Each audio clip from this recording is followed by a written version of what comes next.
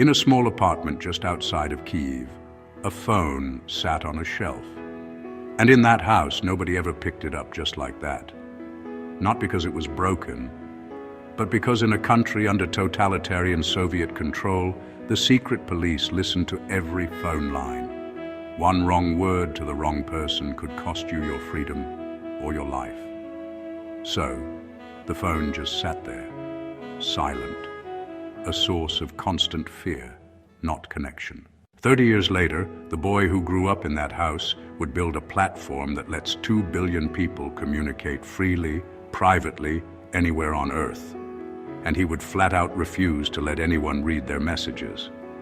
Not even the giant corporation that bought his app for $19 billion. His name was Koum, and this is the story of how fear of a phone built the world's biggest messaging app. Koum was born in 1976 near Kyiv, in what was then the Soviet Union. Life was modest by any measure. There wasn't even hot water in the house. His parents were terrified of phone conversations, knowing that under the KGB's mass surveillance system, every single call could be recorded. In 1992, when Jan was 16, he left for Mountain View, California, with his mother and grandmother. A government assistance program found them a small 2-bedroom apartment. His mother packed their suitcases with pens and 20 Soviet-issued notebooks, not as sentimental keepsakes, but out of pure pragmatism, so they wouldn't have to overpay for American school supplies.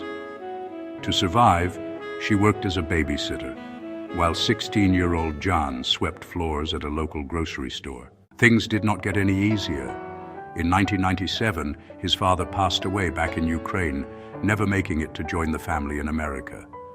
Not long after, his mother was diagnosed with cancer. The family survived on her disability allowance and government food stamps. In 2000, she passed away too. Koum was 24 years old. No father, no mother, no financial safety net.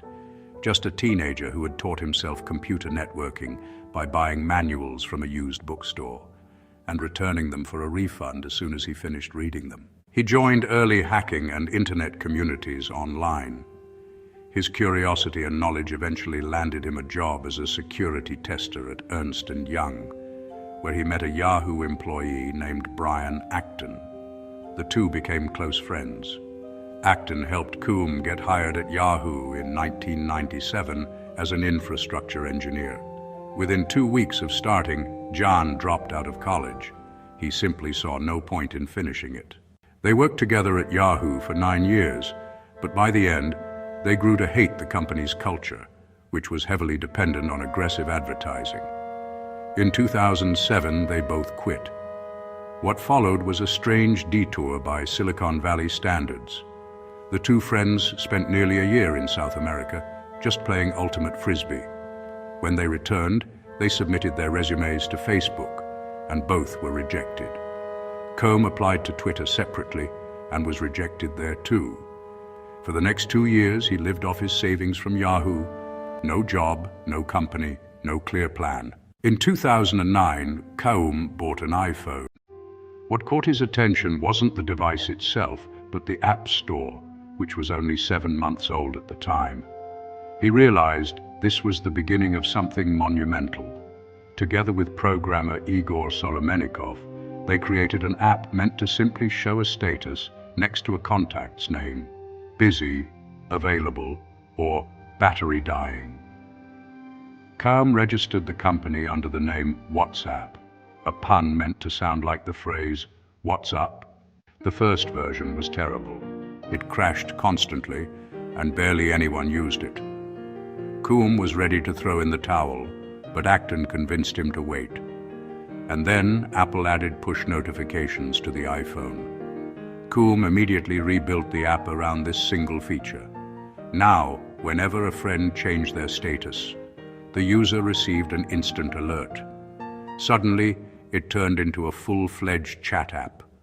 The number of active users skyrocketed to 250,000 almost overnight. With Acton's help, they raised their first investments from former Yahoo colleagues, making Brian an official co-founder. By 2013, The user base crossed 400 million. WhatsApp entered the elite unicorn club, startups valued at over $1 billion. WhatsApp was fundamentally different from everything else being built in the tech world at the time. It wasn't designed around social networks or likes like Facebook. It relied entirely on your phone's contact list, the people you already knew, already trusted, and whose numbers you already had. No usernames, no passwords, no searching for friends. You opened the app, and your loved ones were just there. In January 2014, Mark Zuckerberg made an offer, $19 billion. At that point, it was the largest venture-backed acquisition in history. WhatsApp wasn't even profitable, but Facebook wasn't buying revenue. They were buying an unbelievable global reach. While signing the deal, Koum and Acton set a strict condition. No ads, no games, no gimmicks. The product had to stay clean. The reason for this uncompromising stance went straight back to Jan's childhood. He grew up watching a phone sit silent because using it was dangerous. He wanted WhatsApp to be the absolute opposite of his past, private, simple, and safe from outside interference. There is nothing more personal than communicating with your family, he said, and interrupting that with advertising is not the right solution. For a while, the promise was kept. But 18 months after the acquisition, Facebook began to push, demanding changes to the privacy policy to share WhatsApp user numbers with the parent company for targeted ads. In 2017, over this exact conflict, Brian Acton walked away from the company in a highly publicized exit. He later donated $50 million to start the Signal Foundation, funding a direct, fully encrypted competitor to protect user privacy. In 2018, Jan Koum left too. By that time, he had already sold $7.6 billion worth of Facebook stock. If he had stayed and waited it out, his share would have later been worth over $20 billion. But he didn't care. He bought luxury estates in Malibu and Beverly Hills and continued to collect vintage Porsches, a dream that by his own account had once driven him to work through the nights. Today, WhatsApp has more than 2 billion users. In Ukraine and all across Eastern Europe, it remains one of the primary lifelines for communication. The very part of the world where Koum's family once considered a phone far too dangerous to answer. Jan Koum never set out to build a global corporation. He just wanted to build a tool that worked the way he wished things had worked when he was 16 years old, sweeping floors in a foreign country, cut off from home. He grew up in fear of being listened to, but instead, he gave safe connection to the entire world. Sometimes the most powerful inventions happen when a person tries to fix the exact thing that terrified them as a child.